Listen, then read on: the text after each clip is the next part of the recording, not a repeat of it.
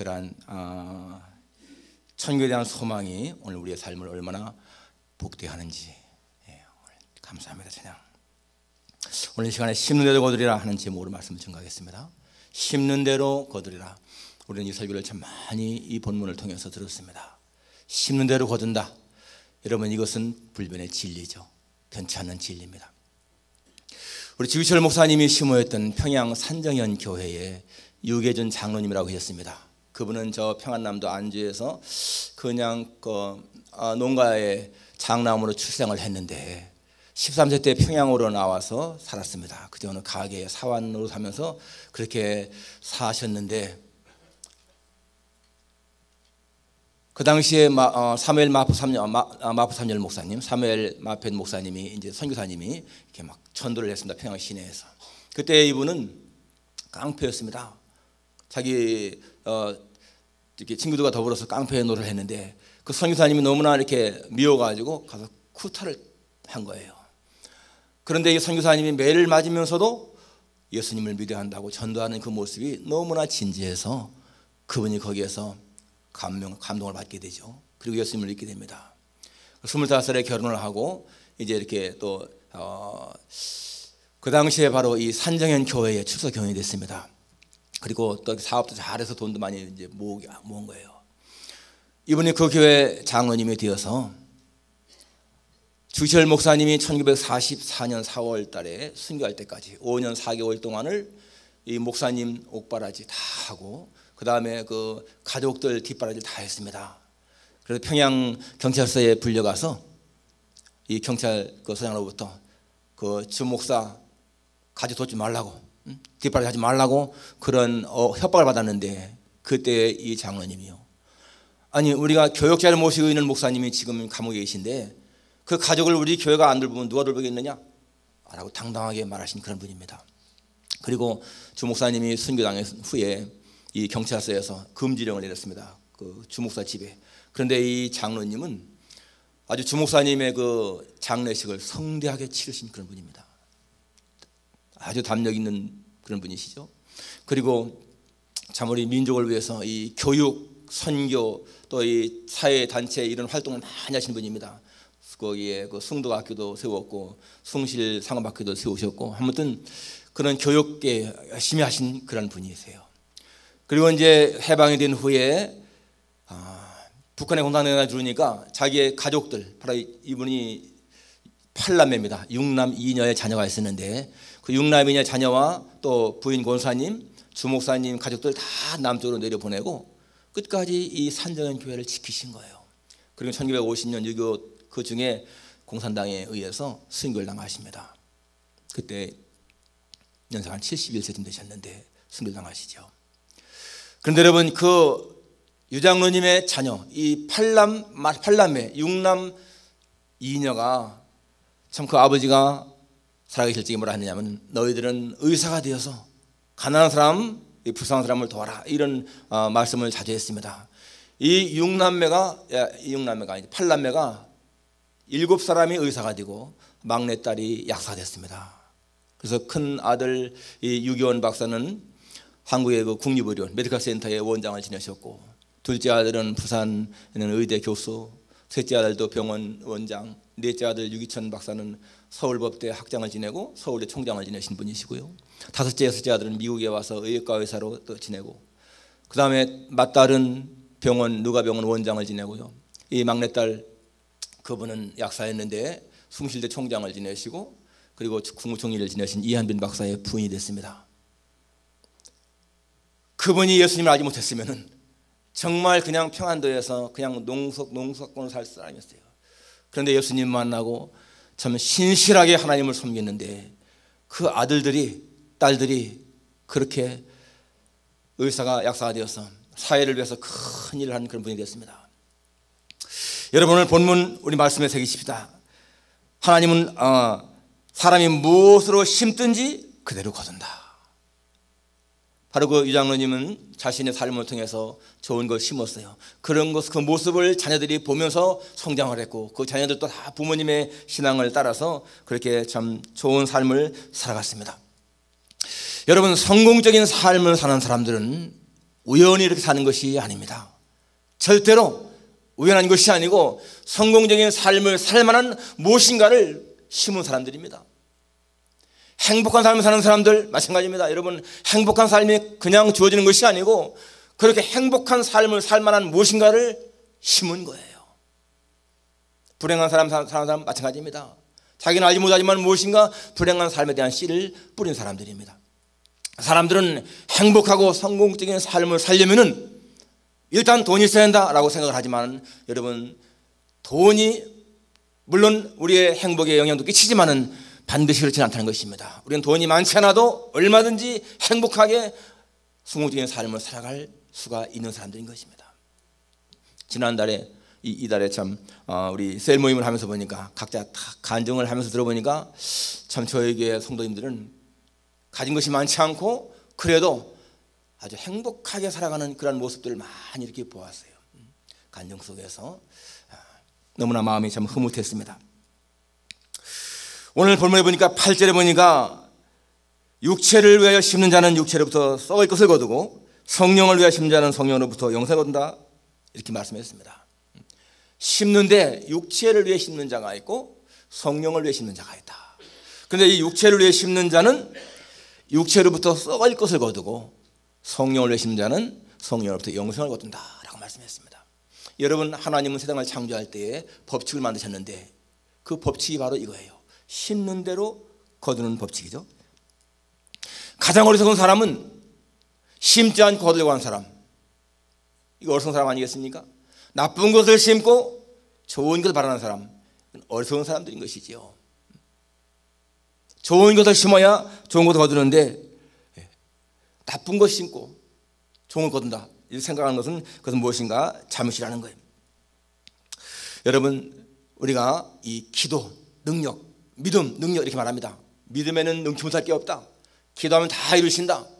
그런데 여러분, 기도의 능력이 아무리 강하고 믿음의 능력이 아무리 강해도 심는 대로 거두는 원리를 넘어서지 못합니다.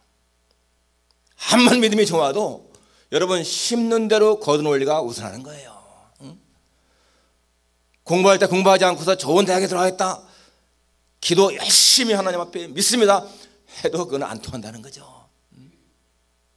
심는 대로 거두는 원리 우리가 마음에 새겨야 됩니다.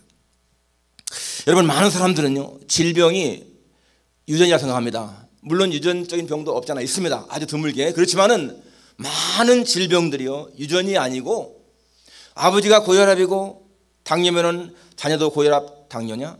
여러분, 이것이요 유전이 아니라는 거예요. 의사들이 말입니다. 그는 유전이 아니고 그 아버지의 식생활 습관, 생활 습관과 자녀의 생활 습관, 식생활 습관이 비슷하기 때문에 그렇다는 것입니다. 아버지가 먹는 양식, 음식, 자녀가 먹는 양식이 비슷하다는 거예요. 그것이 바꿔지면은, 만일에 자녀가 이 식생활 습관을 바꾸게 되면은 그런 고혈압, 당뇨 안 걸린다는 것입니다. 그런데 우리들은 그냥 그게 다 유전이다 생각하잖아요. 그렇지 않다는 것입니다.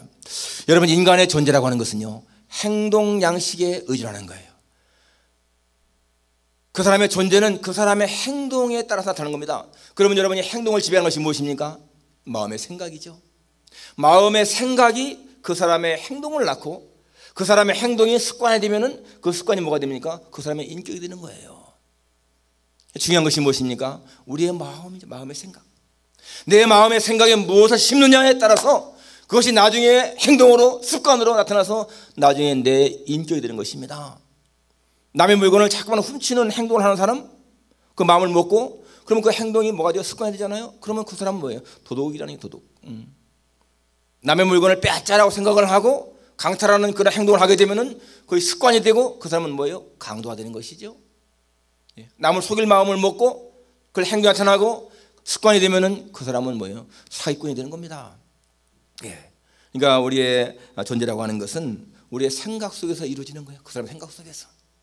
생각 속에서 음란, 호색, 더러움, 방탕함, 추악함, 그러한 것을 항상 품게 되면은 그것이 나중에 행동이 되고 습관이 되니까 나중에 그 사람의 인격이 그런 사람 아니겠습니까?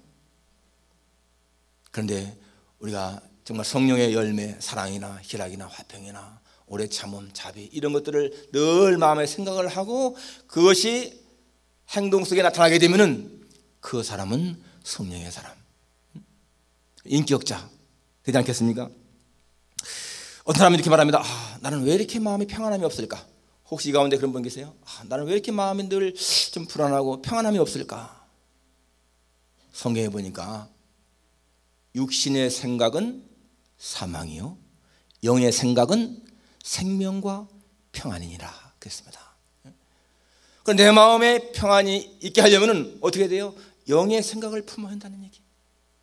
육신의 생각은 사망이지만은 영의 생각은 나에게 생명과 평안이 된다는 것입니다. 그러니까 우리의 생각이 어떠냐에 따라서 그 사람이 마음이 평안한가 불안한가가 평가된 거 아니겠습니까? 항상 영의 생각 품을 때 우리의 마음에 평안함이 있다는 거예요. 남을 자꾸 막 이렇게 모든 일 원망하고요, 짜증내고 불평하는 그런 생각을 품게 되면은 그런 사람 마음속에는 평안함이 있을 수가 없죠. 우리 마음속에 좋은 것을 심어야, 좋은 생각을 심어야 좋은 행동으로 또 좋은 습관이 되고 그 좋은 인격으로 나타나는 거예요. 그래서 여러분, 우리의 생각이 참 중요한 것입니다. 성공적인 삶을 사는 사람들은요, 어떤 역경 속에서도 좌절하지 않습니다. 헤쳐나가는 그런 능력이 있는 거예요. 여러분, 미국의 그 37대 대통령 닉슨 같은 경우를 보게 되면 닉슨은 39세 때에 부통령이 됐습니다. 아이젠하워 대통령 때. 그렇죠? 그리고는 8년 동안을 부통령 지냈어요. 그리고 47살에 이제 부통령 끝날 때 대통령 출마했잖아요. 1960년에. 근데 존 F 케네디한테 아주 근소한 차이로 패했죠. 그런데 그 당시에 그의 나이가 47세였는데 2년 후에 1962년에 캘리포니아 주지사에 나옵니다. 그런데 주지사에도 떨어지는 거예요. 대통령 출마했던 사람이 주지사에 나오는 경우가 별로 없죠. 거의 없습니다. 그런데 거기에 출마했다가 떨어졌어요. 그럼 어떻게 됐습니까? 그 사람의 정치 생명은 사실상 끝난 거나 마찬가지잖아요. 그런데 닉슨은 그 1962년에 그렇게 패하고 난 다음에 1968년도에 다시 대통령 후보에 도전합니다. 그리고는 8년도에 대통령이 되잖아요. 그리고 4년 후에는 다시 재선합니다. 72년도에. 그런데 72년도 재선할 적에는 이 미국의 50개 주 가운데에서 49개 주에서 승리합니다. 매사추세츠 한 주만 패하고는 49주에서 승리해요. 압도적인 승리잖아요. 참 절정이죠. 인기 절정. 그런데 불과 1년 후에 무슨 사건이 났습니까? 워러게이트 사건이 일어나잖아요. 그래갖고 정말 치욕적인 중도 하차, 대통령직에 있다가 도중에 사임하는 경우 별로 없지 않습니까? 그런데 그렇게 사임하잖아요. 그러면 그 사람은 정말 이제 정말 끝났다 싶은데 그분은 퀘이커 교도입니다. 기독교 신자죠. 그분이 81세에 죽을 때, 그때부터 한 20년 동안 그분은요 다시 재기해요.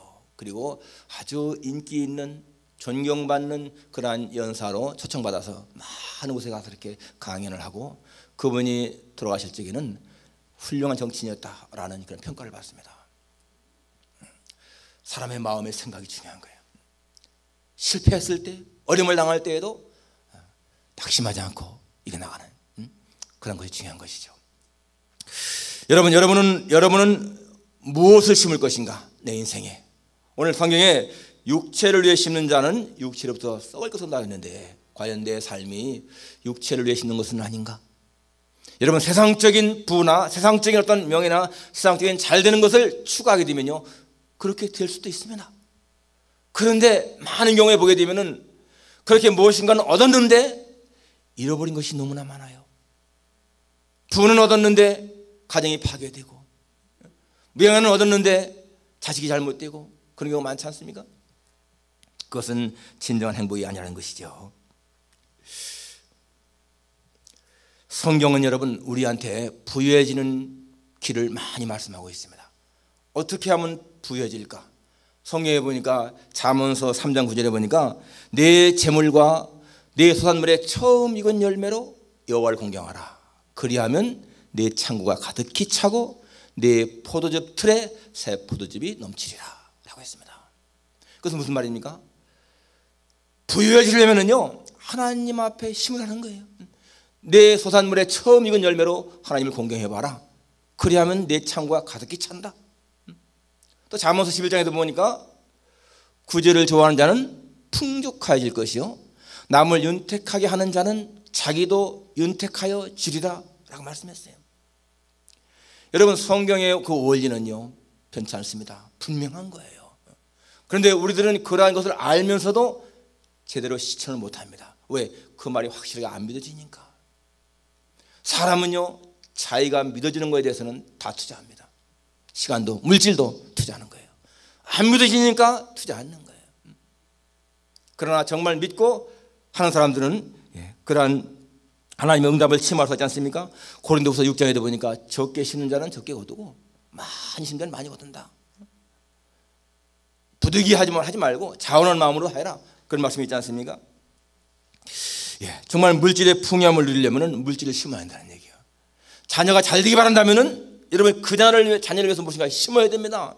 그 유계준 장로님처럼 자녀들 앞에서 신앙의 본을 보이고 정말 그들을 위해서 기도하고 자녀들이 자기를 바라보면서 우리도 아버지같이 어머니같이 그렇게 신앙생활을 해야 되겠다. 그러한 마음을 갖게 되면 그 자녀가 잘 되지 않겠습니까? 자녀를 위해서 무엇인가 심는 거 중요한 거예요.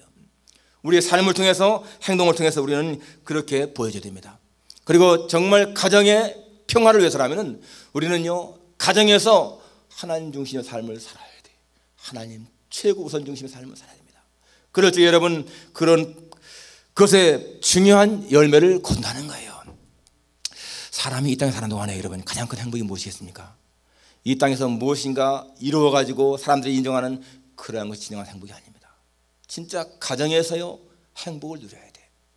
남편과 아내가 정말 사랑을 하고요 자녀들이 부모님을 존경하고 부모가 자녀를 아주 사랑하는 그러한 가정이 진정한 행복이 아니겠습니까? 사람들이 죽음 자리에서요 안타까워하는 것이 무엇일까? 내가 좀 더 큰일 할 걸, 돈을 더 많이 벌 걸, 그런 것일까요? 아닙니다. 많은 그 사례를 보게 되면요 사람이 인정 자리에서 안타까워하는 것이 내 가까운 사람에게 잘해주지 못한 거, 그거 가장 안타까워하더라고. 내가 내 아내한테 더 많은 사랑을 좀 베풀 걸, 내 남편에게 더 많은 사랑을 베풀 걸, 그런 거예요. 소소한.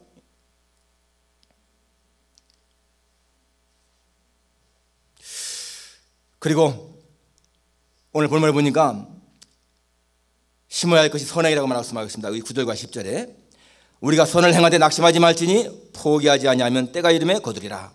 그러므로 우리는 기회 있는 대로 모든 이에게 착한 일을 하되 더욱 믿음의 가정들에게 할지니라. 여기 보니까 여러분 선을 행하되 낙심하지 말고 포기하지 말라고 했어요. 왜 그렇습니까? 낙심하기 쉽고 포기하기 쉽다는 거예요. 남에게 선한 일을 해봐야 별게 아니다. 이런 세상에서는 남한테 잘해봐야 별게 아니다. 그런데 낙심하지 말고 포기하지 말면 때가 이름에 거둔다. 언젠가는 열매를 거둘 때가 있다는 거예요. 그래서 기회 있는 대로 모든 이에게 착한 일을 해라. 기회 있는 대로, 기회가 주어지는 대로, 이 말이에요. 기회가 주어지는 대로 착한 일을 해라. 더욱 믿음의 자들에게, 우리 같은 믿음의 자들에게 선한 일 하라 하는 것입니다. 어떤 청년이요 엔지니어였는데 그렇게 일을 하다가 자기 마음에 회의가 들었습니다. 내가 좀 더 인생을 좀 더 의미 있고 가치 있게 살고 싶은데 어떻게 살면 될까? 여러분 사람은 누구나 다 공통된 소원이 있는데 자신의 인생을 좀 더 의미 있고 가치 있게 살기를 원합니다.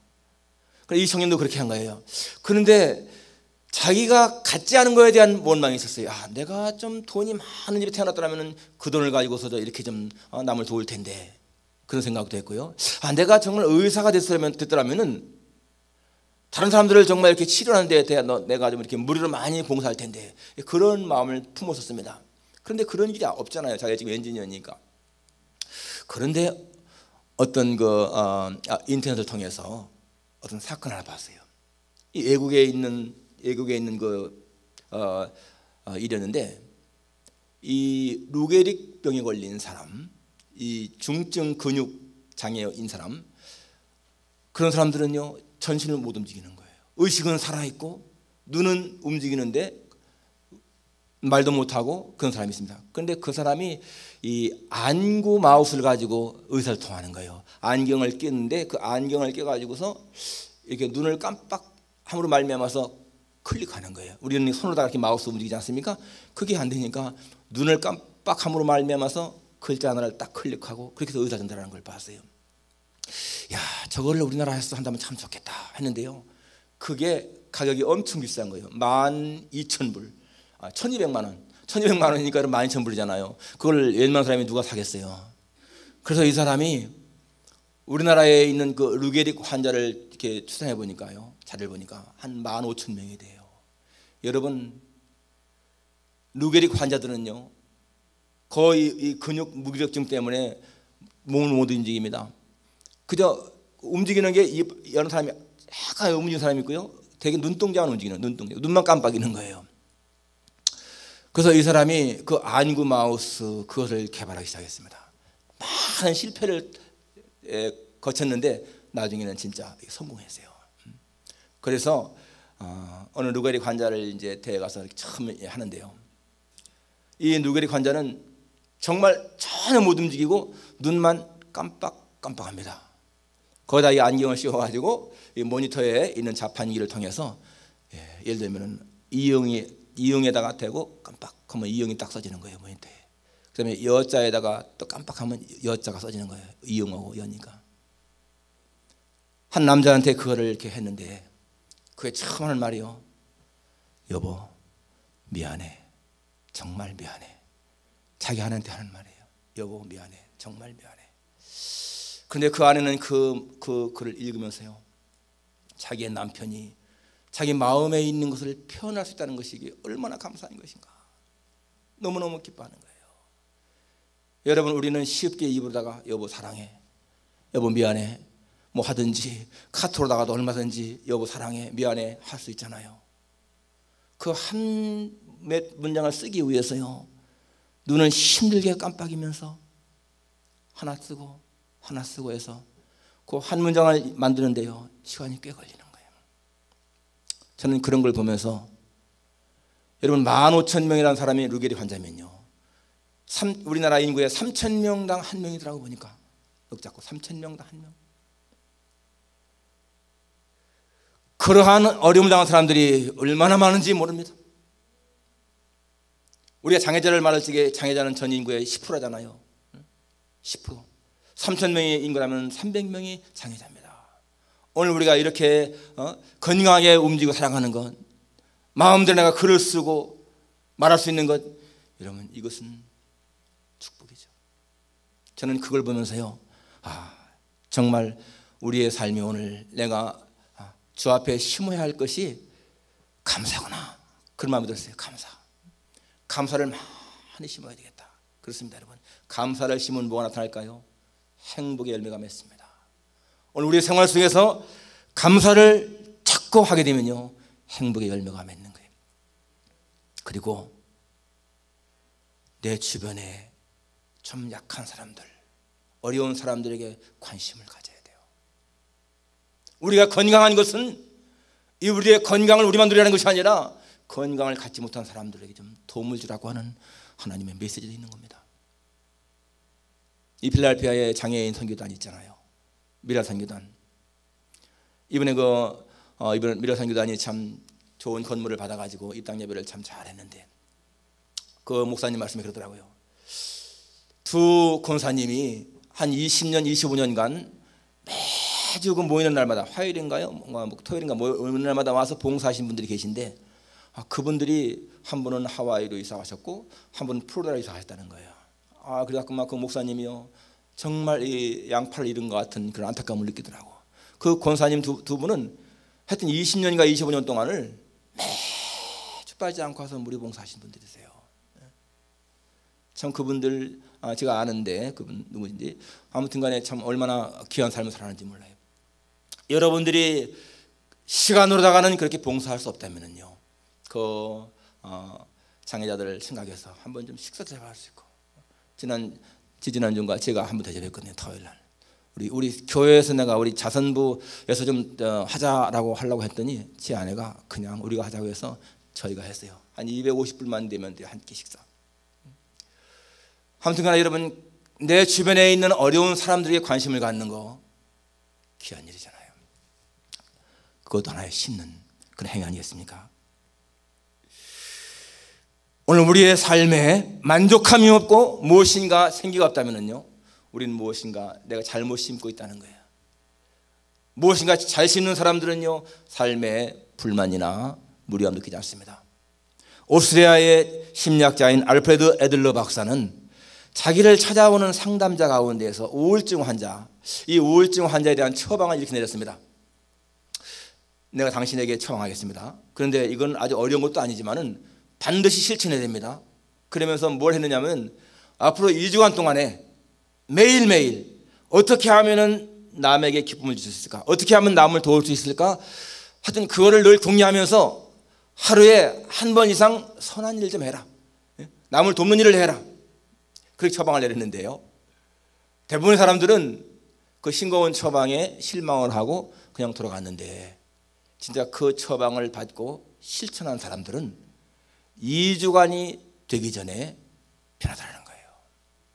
남을 위해서 무엇인가 하려고, 남을 돕는 일에 선행을 생각하려고 그렇게 하는데, 그러다 보니까 자신의 우울증이 사라지는 것입니다.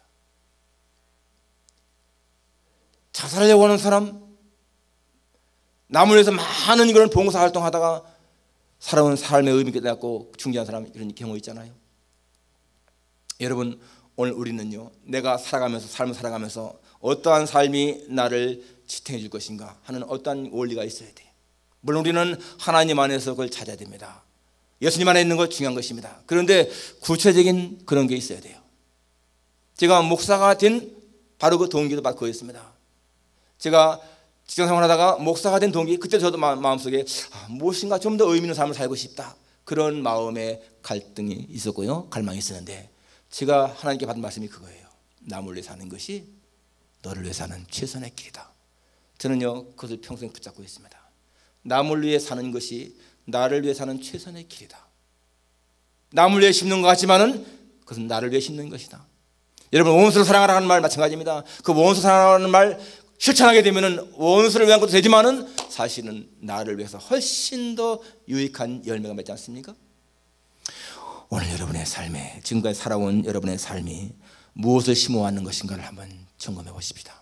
그리고 지금부터라도 더 좋은 것을 심는, 그래서 내 남은 생애에 더 아름다운 삶의 열매를 맺게 되기를 주님의 이름으로 축원합니다. 기도하겠습니다.